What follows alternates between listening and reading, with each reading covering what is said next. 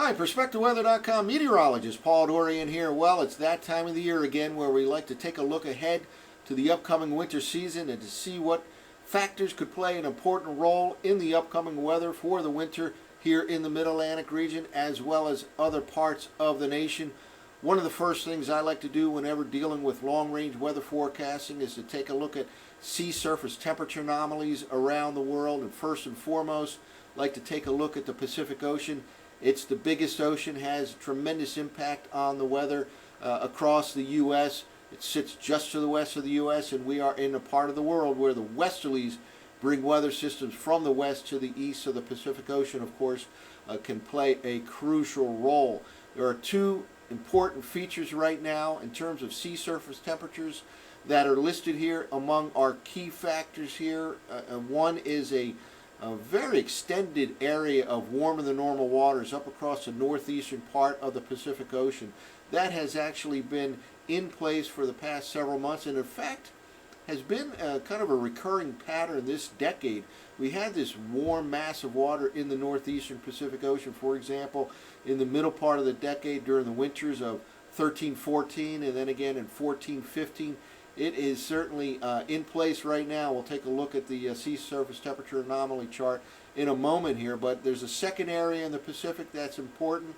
Weak El Nino conditions continue in the central part of the equatorial Pacific Ocean, and I think that also will continue for the next several months right through the upcoming winter season. So those two parts of the Pacific Ocean I think will be important features that again will have an impact on the upcoming winter season. I also like to look at the prospects for high latitude blocking. High latitude blocking is an atmospheric phenomenon characterized by higher pressure than normal in places like northeastern Canada, Greenland, Iceland, hence the term high latitude. And high latitude blocking during the wintertime generally increases the chances for cold and snow in the northeastern U.S. and not only cold air masses but sustained cold air masses, and sometimes that's a critical requirement for snow accumulations, especially in places like the urban areas, the cities along the I-95 corridor. If you don't have a high latitude blocking situation set up, you very well could start a storm with snow, but then the cold air lifts out and you have a snow changing to rain event. But with high latitude blocking, that increases the chance for sustained cold air masses in the northeast U.S., and that in turn increases the chance for accumulating snow. There are a few different signals that we can look at this time of the year in the fall season that can give us a clue about the prospects for high latitude blocking, and we'll talk about those over the next few minutes. One involves the sun, believe it or not. Another, the snowpack buildup this time of the year, is even across the pole in places like Eurasia, could play an important role. We'll talk about that, and also a look at the recent history of some teleconnection indices. Teleconnection is a word used by meteorologists. It basically suggests that what goes on in one part of the world can have an impact on another part of the world, and we have index values that can track these teleconnection patterns around the world, and a couple of them are related to the North Atlantic, and we'll talk about those couple of teleconnection indices and what kind of clue they can give to us with respect to high latitude blocking prospects for the upcoming winter season. Finally, anybody who has watched videos over the past several years know that I place an importance in historical weather. I believe that what happened in the past can give us a clue about what can happen in the future. Hence, I've taken a look at the past winter seasons to see if I could find some analog years, years that feature similar oceanic conditions compared to what we have today. And indeed, I've come up with about 5 different analog years going back over the last 50 or 60 years or so that actually feature this kind of a pattern in the Pacific Ocean, with that warm mass of water in the northeastern Pacific and a weak El Nino in the central part of the Pacific Ocean. By looking at the temperature and precipitation patterns for those analog years, I believe it gives us a clue about what we can expect this upcoming winter season. Let me say up front here that I'm certainly leaning towards the side of colder than normal conditions in the northeast U.S., in the mid-Atlantic region, the Great Lakes and Midwest, with slightly above normal snowfall amounts also in those same regions of the mid-Atlantic, northeast U.S., Great Lakes, and the Midwest. Western U.S. looks like it'll probably become a warmer and drier than normal winter season. Well, now let's take a look at the current map of sea surface temperature anomalies around the world. This map provided by the Canadian Meteorological Institute. And by the way, all of these graphics that we'll go through in this extended video discussion are available on the posting on the weather website, so certainly you can go back and look at any graphic I show during this video discussion right there on the home page right now of the PerspectaWeather.com website. First of all, one feature that just jumps out at you, this area of warmer than normal conditions tucked in south of the Alaska coastline, a warmer than normal mass of water. Again, it's kind of been a recurring feature over the past several years. In fact, last winter season we had some semblance of warmer than normal conditions in this part of the Pacific Ocean. Nothing like this. This is more extended compared to a year ago. But back in the winters of 2013, 14, 15, we had this feature as well. And what it tends to do, it tends to become correlated with upper level high pressure ridging, and that in turn can affect the wind pattern across North America. Basically, with high pressure ridging, you may have a wind flow something like this that then comes down into the central part of the U.S. This downstream troughing over the central U.S., eastern U.S.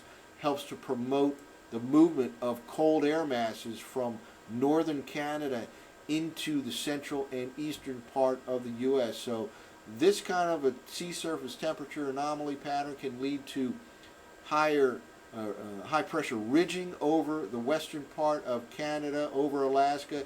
Indeed, it has taken place over the past several months. We'll show a map about that in a moment here, but this has stuck around all summer long and into the fall season, and there has been a persistent high pressure ridging over Alaska. Alaska had a pretty warm summer, partly related to this, and I believe this kind of a feature will continue right through the upcoming winter season. Also, notice some warmer than normal waters surrounding Greenland. They too have experienced higher heights than normal, higher pressure than normal over the past several months, and I believe that will continue over the next few months as well. In the equatorial part of the Pacific Ocean, we have weak El Nino conditions in the central part of the Pacific Ocean. That too, I believe, will continue through the winter season and play an important role in the upcoming winter season. Near South America, notice cooler than normal conditions or near normal conditions here. So these are the important features here. Lots of colder than normal waters across near Australia as well. But for the upcoming winter season, again, I think these are some important factors here that will play a role.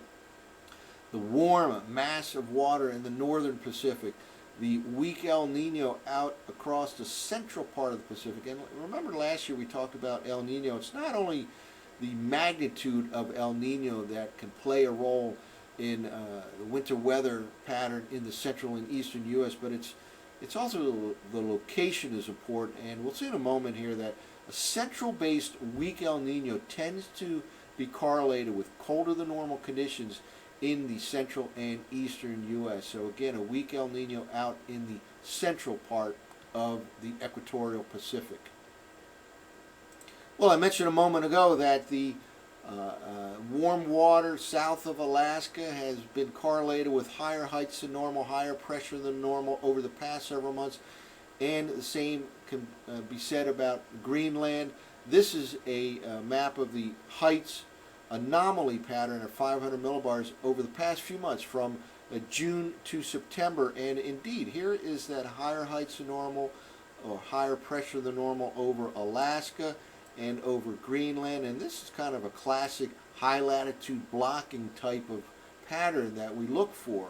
Again, high latitude blocking tends to favor more snow, more sustained cold in the northeastern U.S., and we're looking for signals to provide a clue as to whether or not that will be likely during the upcoming winter season. And certainly what has happened over the past few months is kind of a favorable sign for high latitude blocking during the upcoming winter season. So again, those sea surface temperature anomaly patterns have led to this kind of a pattern in the upper part of the atmosphere over the past several months, and I believe in general it will continue over the next several months. Well, one of the reasons I do believe weak El Nino conditions, by the way, El Nino means warmer than normal. I believe those warmer than normal conditions will continue in the central western part of the Pacific Ocean over the next few months, because one of the reasons is backed up by several different computer forecast models. Here's a compilation of numerous models, whether they're dynamical models or statistical models. They generally agree on a weak El Nino over the upcoming winter season. We are in this territory right here, and on this particular plot, this is the neutral line here. Anything above represents El Nino conditions, anything below represents La Nina conditions. Generally, agreement that a weak El Nino will continue for the next several months. That's what this green line represents here, the compilation or the average of all these models. And here is the December, January, February time frame. Again, a weak El Nino, and I think that's will play an important role in the winter weather in the Mid-Atlantic, the Northeast U.S., all the way throughout the Central and Eastern U.S. So again, strong support from computer forecast models for weak El Nino conditions to continue. And this is for the Central Pacific. This refers to a region that meteorologists have kind of split apart parts of the Pacific Ocean into different areas. El Nino 3.4 is the central part of the Pacific Ocean, and that is indeed suggesting that weak El Nino will continue in the central part of the tropical Pacific over the next several months. Well, here's one specific computer forecast model from the Japan Meteorological Agency. It's referred to as a JAMSTEC model, and it shows the sea surface temperature anomaly forecast for December, January, and February. This is just one of those many models we looked at the compilation plot for just a moment ago. Again, a reference to the warmer than normal conditions up across the northeastern part of the Pacific Ocean.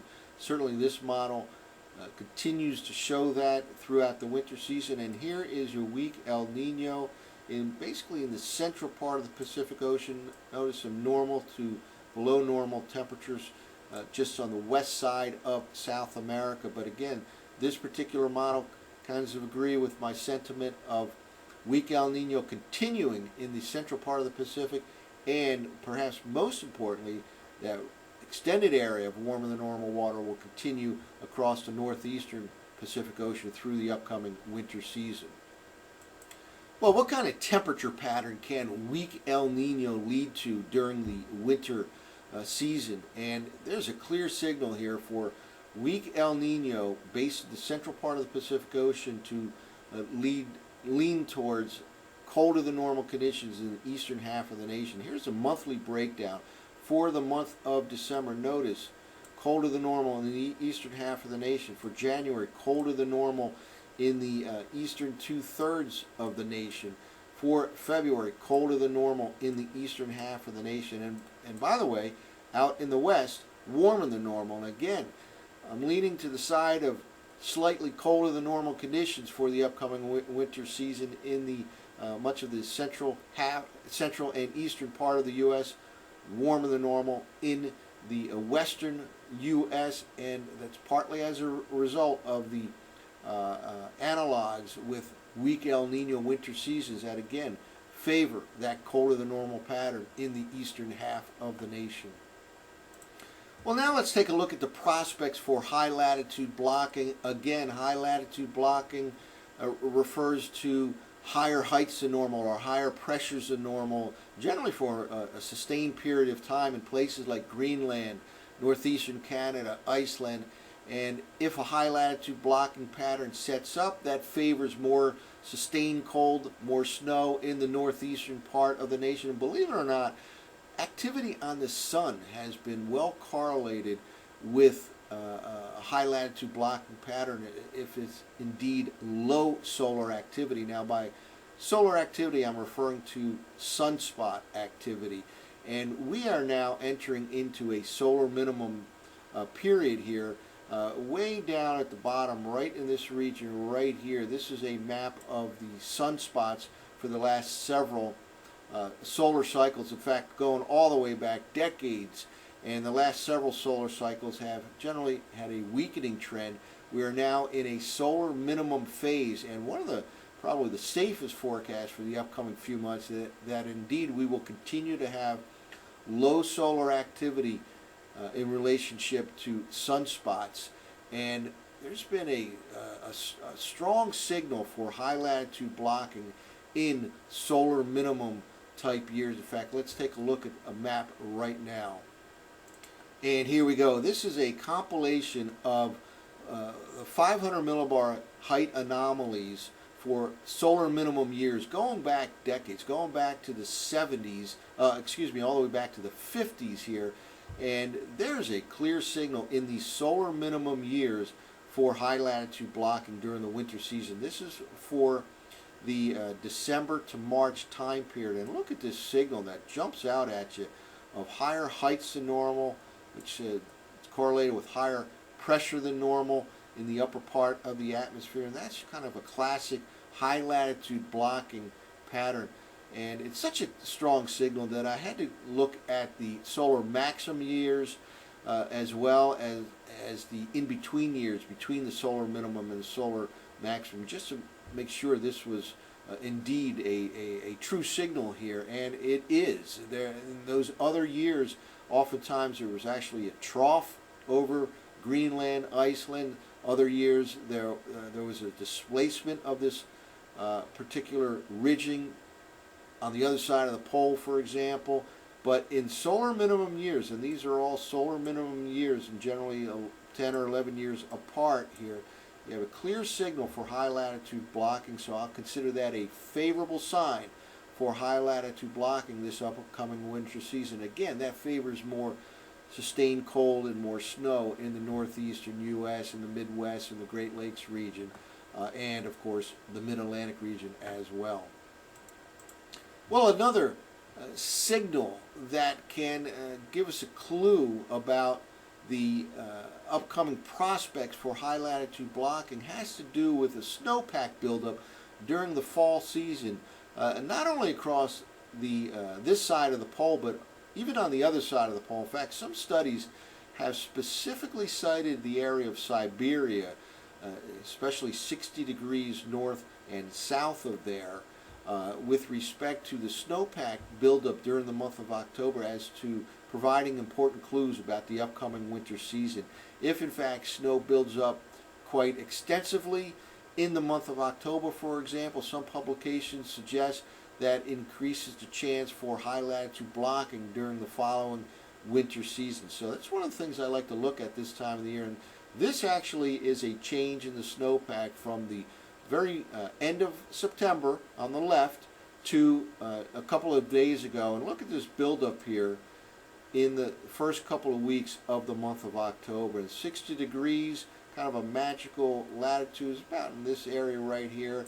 And some publications suggest that snowpack buildup in that area just to the south over places like Russia, Siberia, is quite important in terms of providing clues about the upcoming winter season. And I would say this is certainly a slightly positive sign for high latitude blocking for the upcoming winter season, as there has indeed been quite an impressive buildup of snowpack on the other side of the pole across Eurasia. And by the way, we've also had a pretty decent snowpack on this side of the pole in Canada, for example, and across much of the U.S. We have had a couple of blockbuster snowstorms.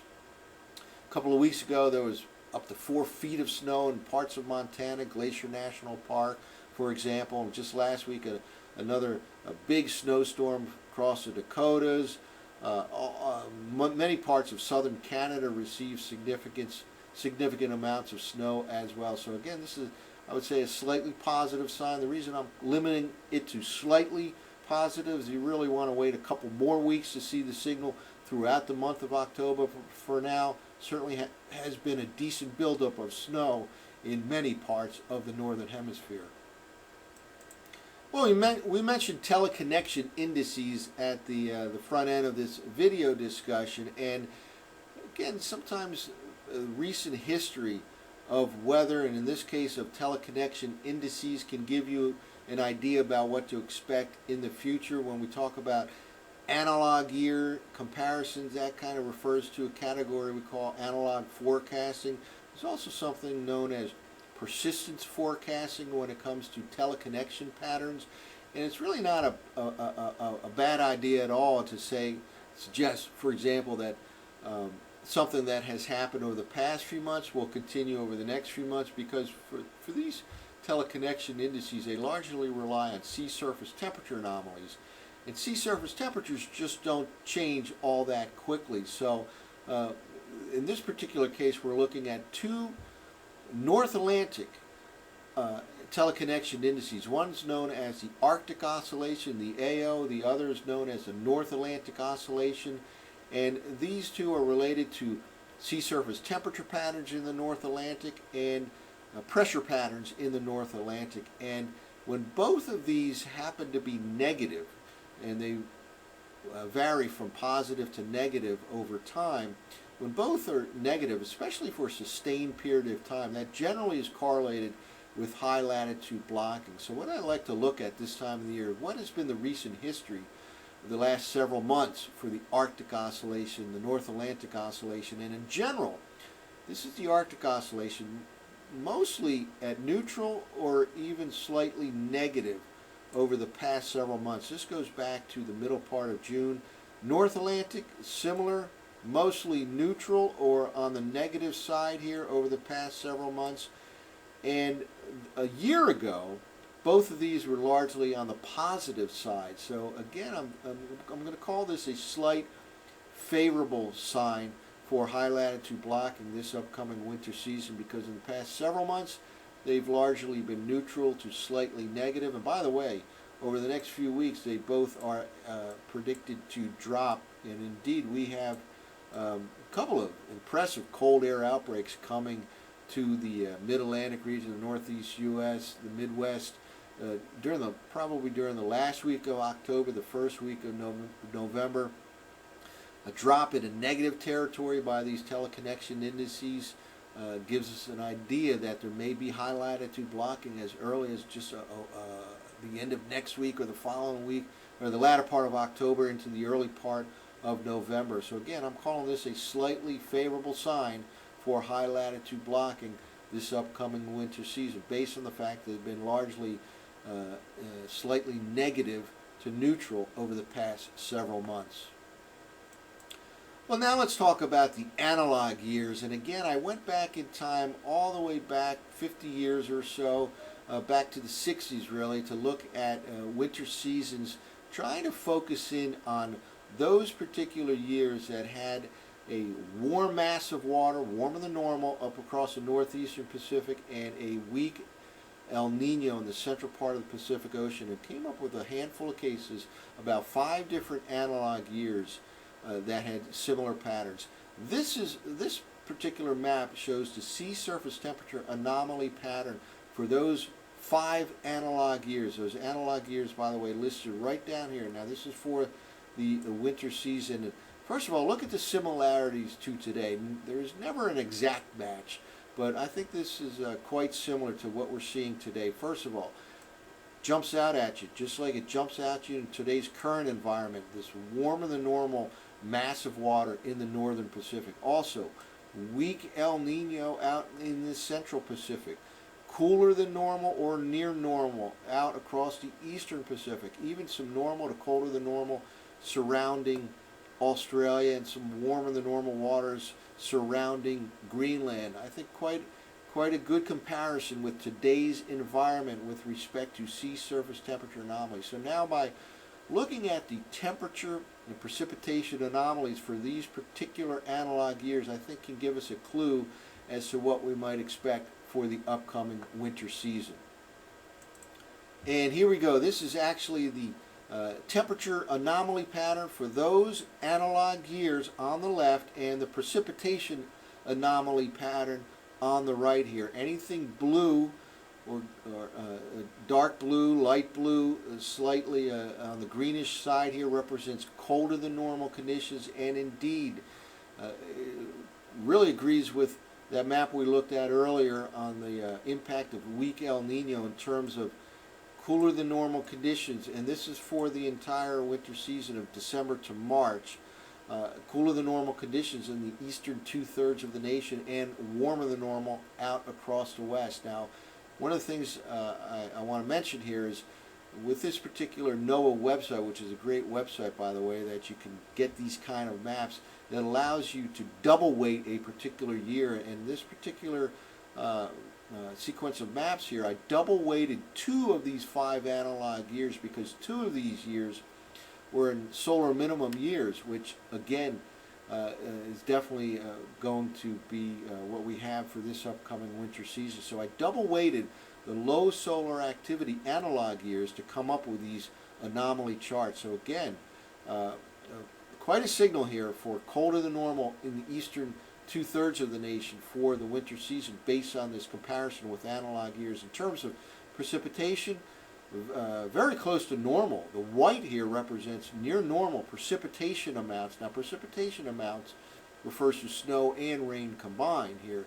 So generally a sign for normal precipitation. But let me point out that normal precipitation amounts can still generate slightly above normal snowfall amounts as long as the winter is colder than normal. And again, that's what I'm leaning towards here on the colder than normal slide, and a little bit snowier than normal as well, at least in much of the eastern half of the nation. So again, this is the analog year comparison that I believe gives us a clue as to what we can expect during the upcoming winter season.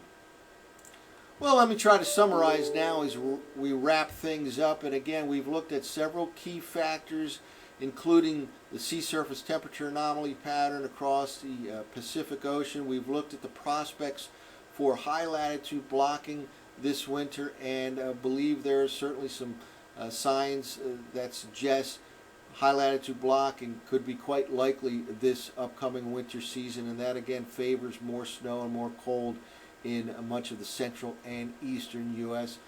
We've also looked at some analog years, and the bottom line is I believe we're headed to slightly colder than normal conditions in much of the eastern half of the nation, and slightly above normal snowfall across the mid-Atlantic, northeast U.S., Great Lakes, Midwest. I've thrown out some numbers here in terms of overall numbers for the winter season with respect to temperatures, and even thrown out here on the posting some snowfall amounts, again slightly higher than normal, specifically here for the DC metro region, the Philly metro region, and New York City metro region. Let me also add that I believe there will be some significant cold air outbreaks and winter-like patterns going through the remainder of the fall season as early as the last week of October, the first week of November. So definitely we'll have some experience with cold and perhaps even snow in the mid-Atlantic region well before we get to the actual winter season that, of course, begins in the latter part of the month of December. So we'll continue to monitor all of these factors over the next several weeks and right through the upcoming winter season. And that's the 2019-2020 Winter Outlook. I'm meteorologist Paul Dorian.